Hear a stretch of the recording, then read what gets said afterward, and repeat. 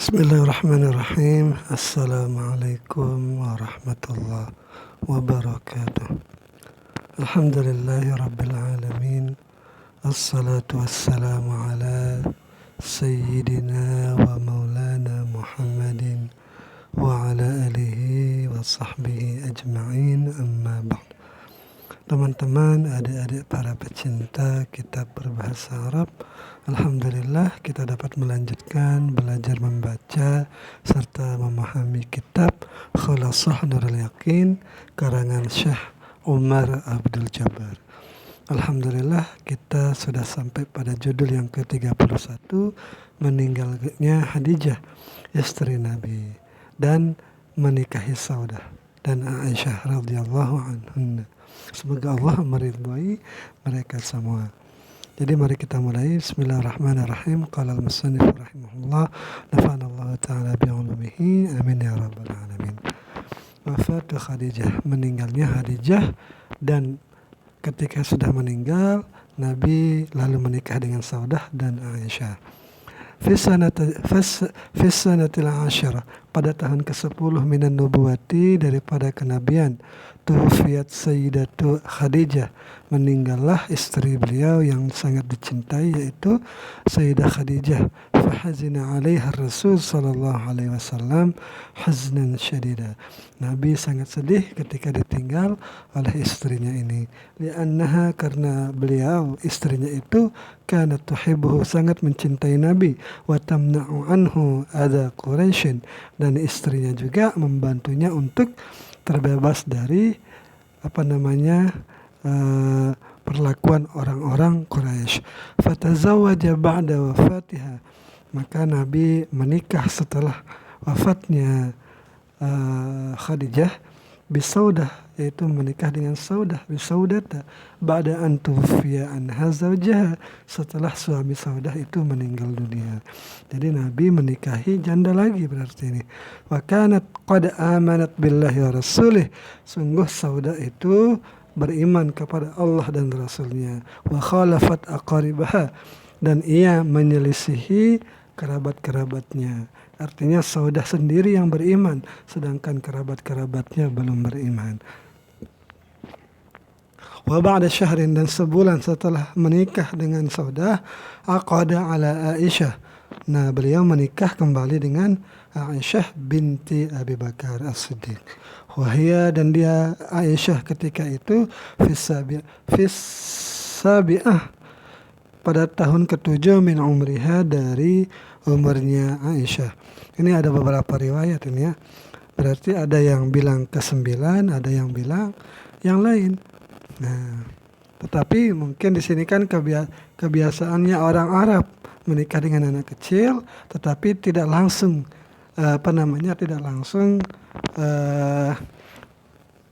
tidak langsung bisa bersama lah gitu. Nah, dan ini tidak masalah ketika zaman itu. Bahkan musuh-musuh Nabi tidak ada yang mencaci maki Nabi dengan perlakuan seperti ini. Walam yatazawwaj bakran ghairaha, Nabi itu tidak pernah menikahi perempuan yang perawan selain daripada Aisyah. Wa dakhala biha fil Madinah, dan Nabi, apa maksudnya ini? Wa dakhala biha, maksudnya ini masuk ke negeri Madinah, belum berhijrah ini.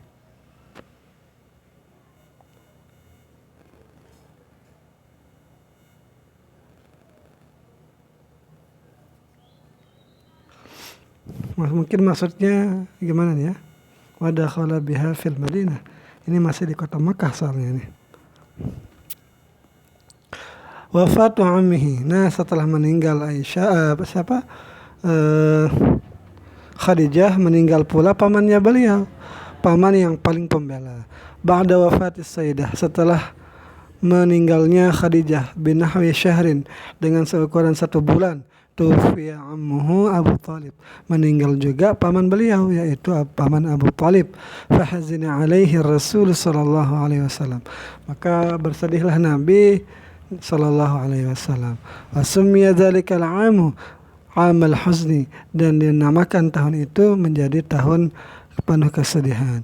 Kenapa? Li'annahu, karena bahwasanya Nabi faqada fihi, telah kehilangan padanya tahun itu, zaujahu, akan istrinya, wa ammahu, dan akan pamannya. Wa kana ammuhu ya'taqidu sidqa ma jaa bihi rasul, dan adalah pamannya itu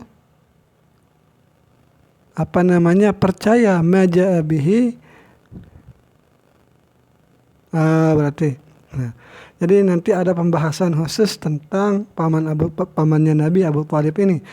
Nah, jadi menurut Syekh Umar Abdul Jabbar, karena Syekh Umar Abdul Jabbar adalah murid dari Syekh Nawawi Al-Bantani, murid dari Syekh Syekh Kiai Dahlan.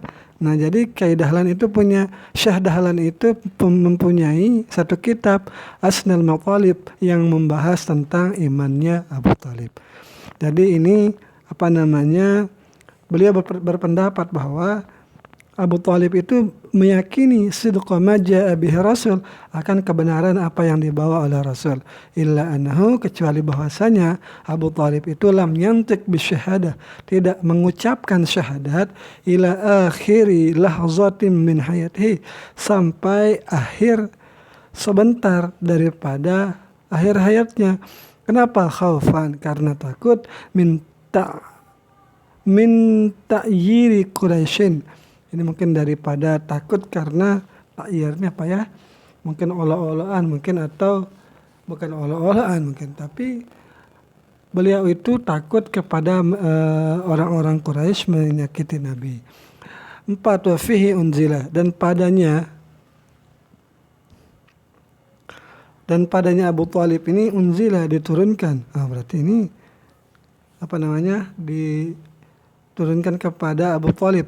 Innaka lan tahdi man ahbabta, wahai Muhammad, engkau tidak mampu untuk memberikan hidayah kepada orang yang engkau cintai. Walakinnallaha yahdi man yasha, akan tetapi Allah mampu memberikan kepada siapa saja orang yang dikehendaki akan hidayahnya. Nah, tetapi ada pendapat juga bahwa ayat ini bukan ditujukan kepada Abu Thalib, karena Abu Thalib masih berada di periode Makkah, sedangkan ayat ini turun di periode Madinah. Fanas'alullaha, maka kami minta kepada Allah, an yukhaffifa anhu, untuk diringankan darinya, ma'a baqiyati aqaribihi, beserta baqiyati aqaribihi, beserta sisa dari kerabat-kerabatnya Nabi sallallahu alaihi wasallam. Nah, jadi Syekh Umar ini meyakini bahwa Abu Thalib itu mati dalam keadaan beriman. Makanya Syekh Umar itu berdoa di sini untuk diringankan darinya, mungkin darinya darinya Abu Thalib. Nah, karena tidak boleh mendoakan orang kafir. Nah, seperti itu. Begitu juga Nabi itu sangat bersedih ketika ketika pamannya meninggal ini. Nah, itu bentuk bentuk imannya Abu Thalib. Nah, ini dibahas di kitab Asnal Mathalib. Nah, karena ada propaganda dari orang-orang terhadap keluarga Nabi. Nah, yaitu banyak keluarga Nabi itu dikafir-kafirkan karena sebab politis lah gitu. Nah, tidak akan saya ceritakan di sini. Mata tufiya amun Nabi, kapan paman Nabi meninggal sallallahu alaihi wasallam. Bimadza summiya dzalikal am, dengan apa dinamakan tahun itu? Hal kana ammuhu ya'taqidu sidqa risalatih, apakah pamannya itu meyakini akan kebenaran risalahnya Nabi? Limadza lam yantiq bi syahadatain, kenapa tidak berbicara ianya pamannya Nabi dengan atau tidak mengucap kalimat dua syahadat? Nah, al-khulasa wa fi tilka sanah, pada tahun itu mata ammuhu Abu Thalib, meninggal paman beliau yaitu Abu Thalib, wa huwa akbaru ansarihi, dan dia adalah orang yang paling besar pertolongannya kepada Nabi, walam muslim, dan tidak menyerahkan ianya pamannya itu khasyata walam muslim, dan tidak Islam, tidak Islam, karena mungkin maksudnya tidak menampakkan keislamannya, khasyata ta'yiri qaumi, karena takut akan perlakuan kaumnya. Jadi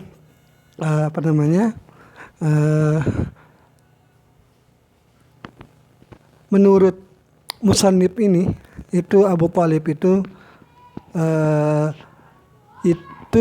masuk Islam, tetapi dengan tidak dengan tidak mengucapkan secara zahir di hadapan Nabi lah gitu. Nah, jadi ini seperti Islamnya orang yang ada di zaman Fir'aun, menyembunyikan keislamannya, seperti itu. Wallahu ta'ala alam. Nah, idza wa Quraisy li Rasulillah sallallahu alaihi wasallam. Nah, ketika pamannya beliau meninggal, maka tidak ada orang yang disegani lagi oleh orang-orang Quraisy. Maka kembali lagi orang-orang Quraisy itu menyakiti Nabi sallallahu alaihi wasallam. Bagaimana kisahnya nanti kita lanjutkan. Sekian, assalamualaikum warahmatullahi wabarakatuh.